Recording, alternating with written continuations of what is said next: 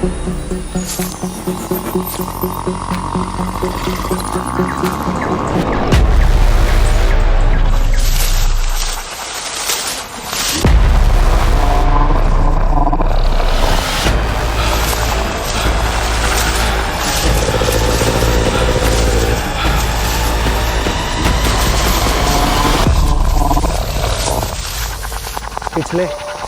15 minute से ये आवाज़ बिल्कुल करीब आती जा रही है। ऐसा लग रहा है जैसे बिल्कुल ही इसकी आवाज़ बढ़ती जा रही है।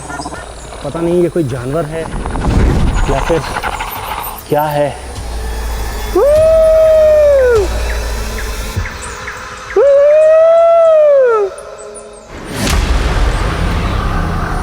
अनजान खौफ, मौत का साया, ये जो भी था हमें मंजिल से दूर कर रहा था। सिक्किम में जंगलों के बीच अगर कोई ऐसे ही जानवरों से गिर जाता है तो इसी तरह की आवाज़ इधर के लोग जानवर से बचने के लिए निकालते हैं।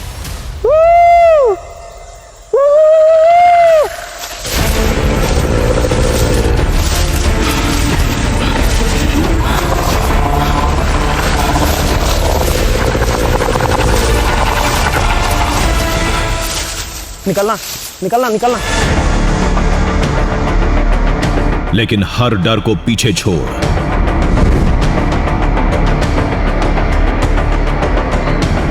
लहूलुहान हालत में कांपते कदमों के साथ हम 13,000 फीट ऊंची उस झील तक पहुंचने में कामयाब रहे।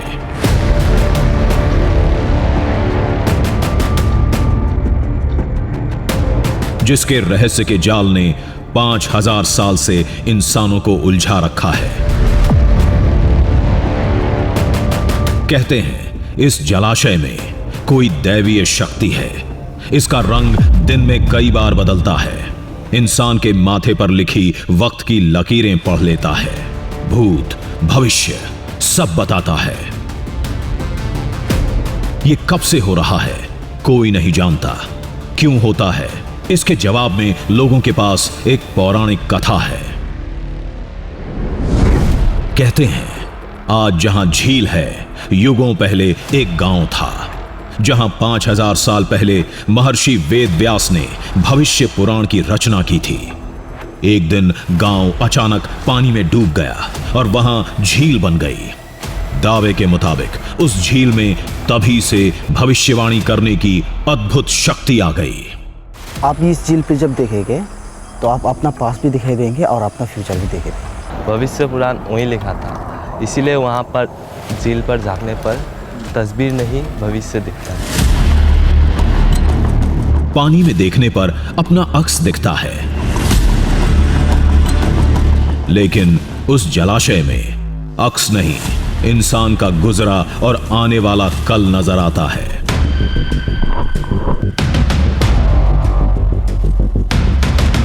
जब हमने झील में झांका, पानी में खुद को देखा तो सिर से पांव तक कांप गए। अरे ये क्या? हमें क्या दिखा था और जो भी दिखा था उसके बाद क्या हुआ, उसे समझने के लिए घटनाक्रम को शुरू से देखते हैं। उस समय से जब झील की तलाश में हम सिक्किम में गैंगटॉक से करीब 40 किलोमीटर दूर छांगू गांव पहुंचे थे।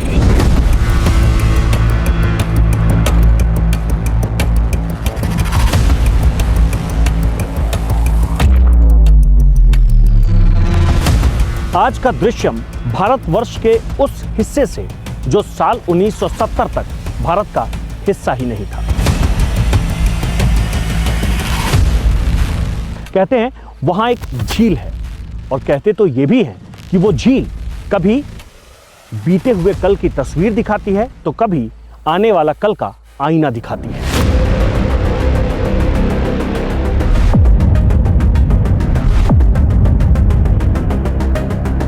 नमस्कार, मैं हूं आकाश वत्स और इस वक्त मैं हूं सिक्किम में।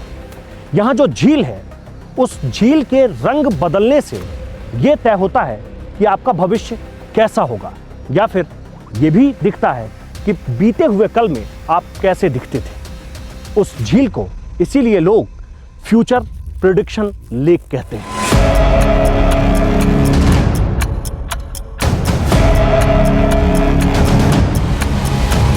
शेखमोल लेक, यही नाम है उस झील का जो इस गांव से 20 किलोमीटर दूर जंगल और पहाड़ के किसी कोने में दबी है। कोई कहता है वो दैवीय है, किसी के मुताबिक उसके जल में दिव्य शक्ति है, उसका रंग बदलता है और हर रंग से एक भविष्यवाणी जुड़ी होती है। चांगू झील जो है, इसके साथ एक और कहानी जुड़ी हुई है कि इसका बार बार रंग बदलता है, समय पर इसका रंग बदलता रहता है, और उस रंग बदलने से उस रंग के ऊपर ये आधारित होता है कि कोई भविष्य में संकट आने वाला है, कोई प्रलय, खंड प्रलय होने वाली है, कोई अच्छा बुरा बात होने वाला है, तो वो किंवदंती भी इसके साथ जुड़ी हुई है, जो कि हमारे पूर्वज बताते थे। लेकिन पानी तो बेरंग होता है, फिर झील के पानी का रंग कैसे बदलता है? तो लोगों ने कहा यही तो चमत्कार है। पानी के रंग बदलने के बाद जब कोई शख्स झील में देखता है तो इंसान को अपना गुजरा और आने वाला कल दिखता है, उसकी तस्वीरें नजर आती हैं।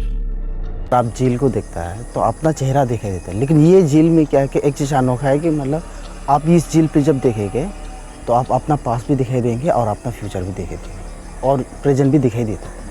तो इसका वजह से क्या होता है कि ये तालाब हमेशा, ये लेक हमेशा चेंज होते रहते हैं, रंग इसका चेंज होते रहता है। भविष्य पुराण वहीं लिखा था, इसीलिए वहाँ पर झील पर झाँकने पर तस्वीर नहीं भविष्य दिखता है।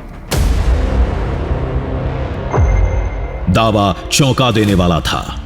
फिर हमने उस पौराणिक कहानी को परखने की कोशिश की, लोगों को भविष्य पुराण और वेद व्यास वाली कथा सुनाई, जो सच निकली। बस वक्त के साथ किरदार बदल गए थे। वेद व्यास की जगह एक बूढ़ी औरत ने ले ली थी। चांगू लेक जो है, ये एक बुढ़िया यहाँ पर रहती थी। ये पहले गांव होता था। तो हमारे पूर्वज जो बताते हैं पुराने ज़माने से, बाप दादाओं ने जो हमें बताया कि चांगू लेक एक गांव होता था और उस गांव में सब लोग रहते थे। तो उन बुढ़िया जी को सपन आया कि इसमें खंड प्रलय होने वाली है। तो उन्होंने गांव के हर लोगों को बताया, तो गांव के लोगों ने माना नहीं। आखिर में वो खंड प्रलय हुई और गांव बहकर चला गया और चांगू लेक यहाँ पर झील के रूप में बन गई। किरदार बदले थे, लेकिन ये कहानी भी भविष्य देखने से जुड़ी थी। फिर भी ये दावा भरोसे के काबिल नहीं था। अगर कुछ दिलचस्प था तो वो था भविष्य पुराण, जो हिंदू धर्म के 18 पुराणों में से एक है, जिसे महर्षि वेद व्यास ने महाभारत के बाद लिखा था। और दावे के मुताबिक जहां आज वो झील है, भविष्य पुराण वहीं लिखा गया था।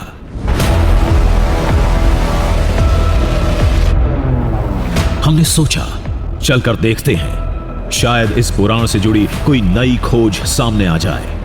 लेकिन गांव वालों की एक चेतावनी ने हमारे कदम रोक दिए। वो चांगू लेक जाने का जो भी रास्ता है ना, वहाँ पे एक यति है। वहाँ पे अलग अलग आवाज़ें आती हैं।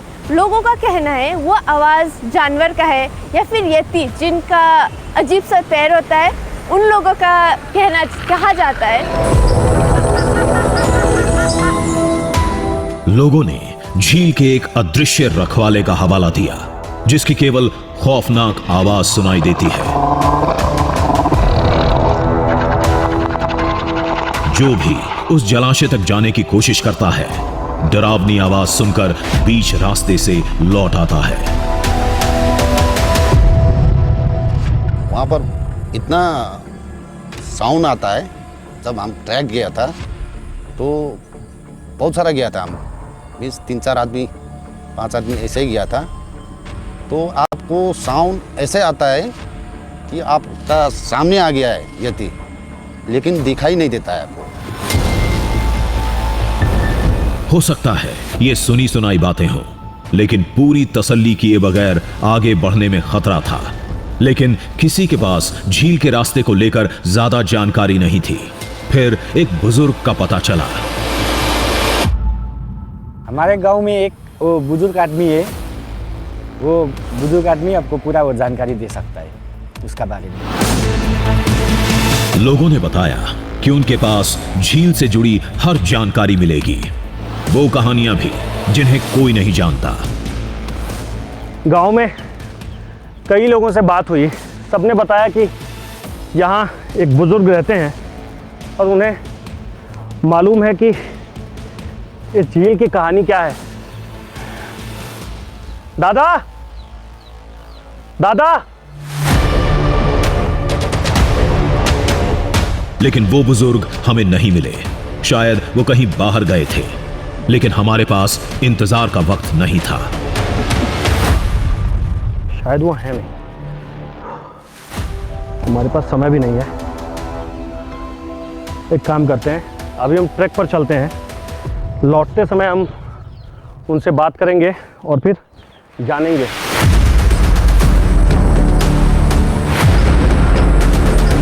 रास्ते में कई जोखिम थे। सफर खौफ और रहस्य की पहेलियों में उलझा था। फिर पूरी हिम्मत जुटाकर, कमर कसकर हम निकल पड़े। मंजिल 5000 साल पुराना एक जलाशय था।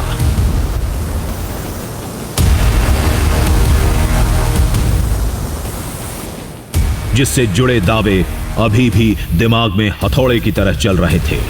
झील के रंग बदलने की क्या वजह हो सकती है? वहां भविष्य पुराण लिखा गया था। क्या इसी वजह से झील में लोगों को अपना भविष्य दिखता है?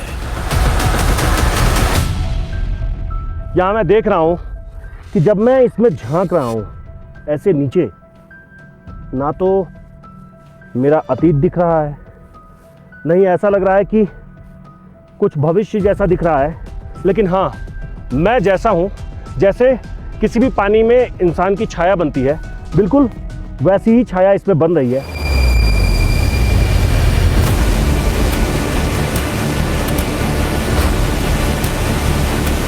वो झील हकीकत है या कोई भ्रम, या गांव को मशहूर करने की कोई मनगढ़ंत कहानी?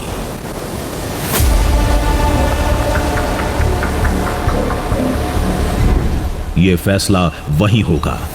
फिलहाल तो पहली चुनौती जलाशय तक पहुंचने की थी। गांव के लोगों ने भी बताया कि यही रास्ता है, क्योंकि दोनों तरफ बहुत घने जंगल हैं और इस वक्त में घने जंगलों के बीच यहाँ चलना खतरे से कम नहीं है। सबसे ज़्यादा डर सांप का है। इसी धार को हम अपना रास्ता मानेंगे और ये तय होगा कि इस रास्ते से हम उस जगह तक कितनी देर में पहुँचते हैं। झरने से निकले तो घने जंगल की भूल भुलैया ने फंसा दिया।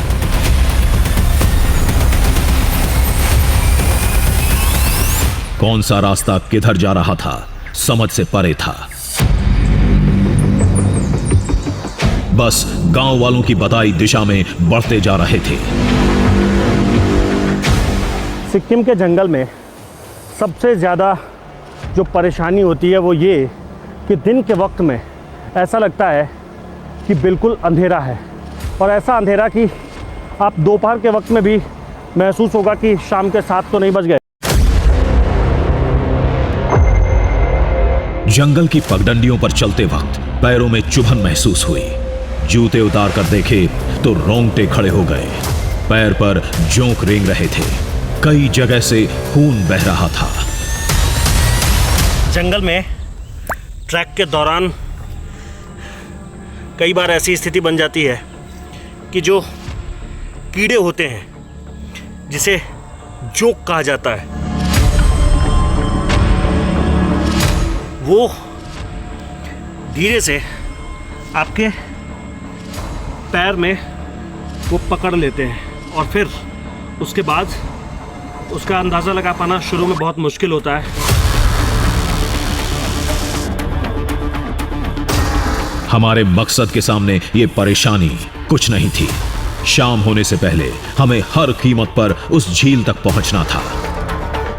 उसके भविष्यवाणी करने के दावे की पड़ताल करनी थी, लेकिन ज्यादा दिलचस्पी उस जगह को देखने में थी जहां भविष्य पुराण लिखा गया था। जंगल से बाहर निकले तो सामने नाथुला दर्रे से सटी भारत चीन सीमा का दृश्यम था, और वहीं था नाथुला के नायक की धरती, यानी बाबा हरभजन।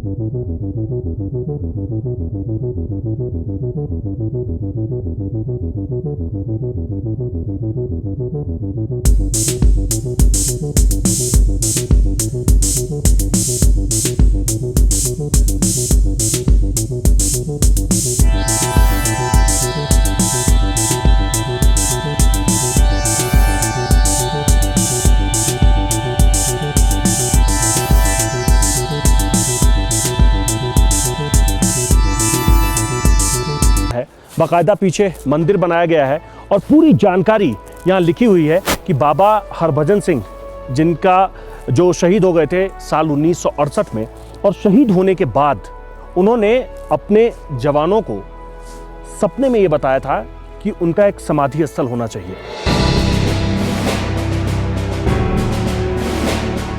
सिपाही हरभजन सिंह 1968 में सीमा की रखवाली करते हुए शहीद हो गए, लेकिन उनका शरीर नहीं मिला।